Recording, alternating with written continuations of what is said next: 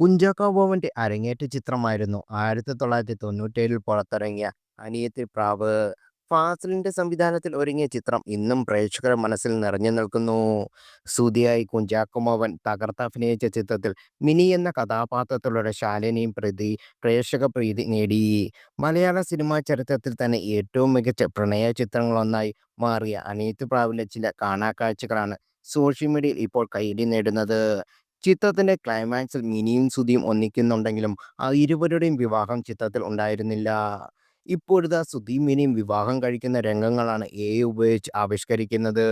വിവിധ മതാചാരപ്രകാരം ഇരുവരും വിവാഹം കഴിക്കുന്നതും കുടുംബാംഗങ്ങളും സുഹൃത്തുക്കളും മംഗളാശംസകൾ നേരുന്ന വീഡിയോ ആണ് ഉൾപ്പെടുത്തിയിരിക്കുന്നത്. ഇൻസ്റ്റാഗ്രാമിൽ പങ്കുവച്ച വീഡിയോയ്ക്ക് നിരവധി കാഴ്ചക്കാരും ലൈക്കുകളും ലഭിക്കുന്നുണ്ട്. ബാലതാരമായി മലയാളികൾക്ക് ഇഷ്ടം നേടിയ ശാലിനി നായികയായി തിരിച്ചെത്തിയ ചിത്രമായിരുന്നു അനിയത്തിപ്രാവ്. ചിത്രത്തിൽ ഗാനങ്ങളെല്ലാം സൂപ്പർ ഹിറ്റായിരുന്നു.